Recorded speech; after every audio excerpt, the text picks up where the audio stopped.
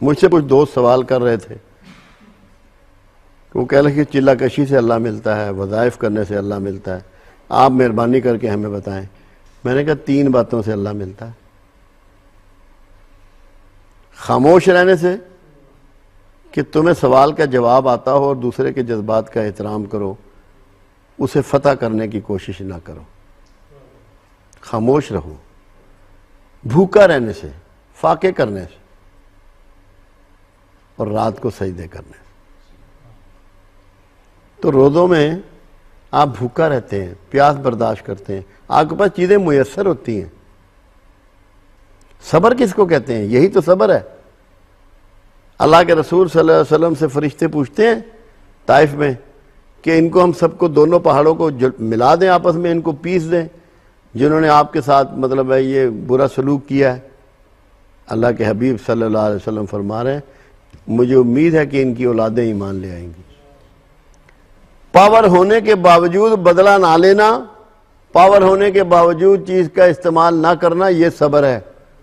تو روزے کا سب سے بڑا صبر یہ ہے کہ آپ کے پاس وہ سارے اسباب میسر ہوتے ہیں جن سے اس نے مغرب تک آپ کو روکا ہے اور آپ نہیں کرتے۔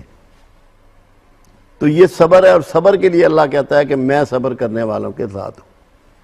تو جب آپ روزے کی حالت میں ہوتے ہیں تو اللہ آپ کے ساتھ کھڑا ہوا ہوتا ہے، اللہ آپ کے ساتھ ہو جاتا ہے جب آپ روزے میں ہوتے ہیں۔ روزہ اتنی معتبر اور متبرک چیز ہے، اور اگر انسان کے اندر یہ برداشت پیدا کرنے کا ایک ٹریننگ کا طریقہ ہے، جس انسان میں برداشت پیدا ہو جائے وہ زندگی میں ناکام نہیں ہوتا، اس کو فیلئر نہیں ہوتا، اس کے جھگڑے نہیں ہوتے، اس کے مقدمے نہیں ہوتے، اس کے شکوے نہیں ہوتے، اس کے گلے نہیں ہوتے۔ یہ انسان کو معتبر بنا دیتا ہے، مقدس بنا دیتا ہے، اور روزہ آپ کے اندر برداشت پیدا کرتا ہے کہ طاقت ہونے کے باوجود، چیزیں دسترس میں ہونے کے باوجود آپ استعمال نہیں کر رہے۔ یہ روزے کی کوالٹی ہے، یہ اللہ تعالیٰ نے ایسا انسٹرومنٹ آپ کے لیے رکھ دیا ہے کہ اگر یہ آپ استعمال کریں تو آپ عظیم لوگوں میں شامل ہو سکتے ہیں۔ تو روزہ آپ کو اللہ سے جوڑتا ہے، آپ کی زندگی کے انداز بدل دیتا ہے۔ اگر آپ میں برداشت پیدا ہو جائے، گھر میں جھگڑا ہی نہیں ہوگا، بہن بھائیوں سے کسی تنازع میں جھگڑا ہی نہیں ہوگا، کسی بھی معاملات میں آپ کا جھگڑا نہیں ہوگا۔ یہ جو سڑکوں پہ شور ہوتا ہے عدم برداشت کی وجہ سے ہے۔ برداشت ہو جائے تو کوئی نہ ٹریفک رکے گی، نہ شور ہوگا، نہ ہارن ہوں گے، معاشرہ ہی گلزار بن جاتا ہے۔ روزہ تو معاشرے کو گلزار بنانے کا ایک انسٹرومنٹ ہے، ایک طریقہ ہے۔ تو روزہ بہت برکت والی چیز ہے، بڑی رحمت والی چیز ہے اگر آپ اس کے انداز کو سمجھ جائیں۔ اب دیکھو نا، ایک شخص نے کسی شخص کو گالی دی، اس نے رسول اللہ صلی اللہ علیہ وسلم سے پوچھا کہ میرا رویہ کیا ہونا چاہیے؟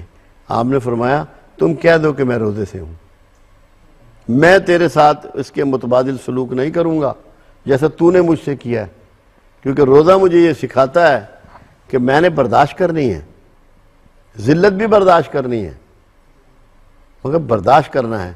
پرہیزگاری کا تقاضا یہ ہے کہ آپ جلد بازی مت کریں، ریاکشن، روزہ ریاکشن کو روکتا ہے۔ اور سمجھ لیں اس بات کو آج، جس میں سب سے کم ریاکشن ہے اس کا نام اللہ ہے۔ انسانوں میں جس میں سب سے کم ریاکشن ہے اس کا نام محمد الرسول اللہ صلی اللہ علیہ وسلم۔ جتنا آپ کے اندر ریاکشن کم ہوگا اتنا آپ کا تعلق خاص اللہ اور اس کے حبیب کے ساتھ ہوگا، اور آپ ان سے متعلق ہو جائیں گے، ان سے وابستہ ہو جائیں گے، آپ ان کے مقبول بندوں میں شمار ہو جائیں گے۔ تو روزہ جب آپ کے اندر وہ برداشت پیدا کرتا ہے تو برداشت آپ کے اندر ریاکشن کو روکنے کا ایک طریقہ ہے، ورنہ انسان فوراً ترکی بترکی جواب دیتا ہے۔ کوئی ایک گالی دیتا ہے اس کو 2 گالیاں دیتا ہے، کوئی ایک تھپڑ مارتا ہے وہ اس کو مکہ مار دیتا ہے۔ تو روزہ آپ کے اندر یہ کوالٹی پیدا کرتا ہے، اور کہتے ہیں نا کہ تیرے بھوکا رہنے سے اللہ کو کیا ملتا ہے۔ اگر تو جھوٹ بھی بول رہا ہے، بددیانتی بھی کر رہا ہے، کم بھی تول رہا ہے، ملاوٹ بھی کر رہا ہے، ایکسپائرڈ دوائیں بھی بیچ رہا ہے، نمبر 2 مال بھی بیچ رہا ہے، اور روزہ بھی رکھتا ہے، تو کیا روزے دار ہے؟ کیا تو اللہ کی اس نافذ کردہ عبادت کا تمسخر تو نہیں اڑا رہا، مذاق تو نہیں اڑا رہا؟ تو ہمیں یہ سمجھنا ہے کہ روزہ ہمیں بہترین انسان، بہترین معاشرہ، بہترین شہر، بہترین مملکت کو ترتیب دینے کے لیے ہم پہ فرض کیا گیا ہے، تاکہ ہم متقی بن جائیں۔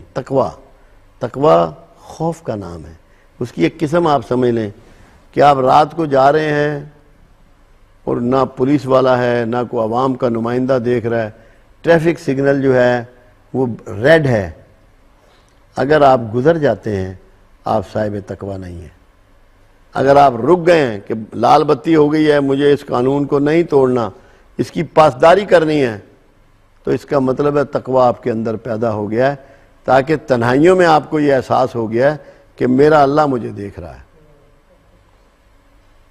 اور اگر یہ احساس آپ کے اندر پختہ ہو جائے اور جاں گزی ہو جائے تو پھر آپ کا روزہ پورا ہو گیا، آپ کا صوم پورا ہو گیا، آپ نے اپنے نفس کے سرکش گھوڑے کو باندھ لیا، بھوکا رکھ۔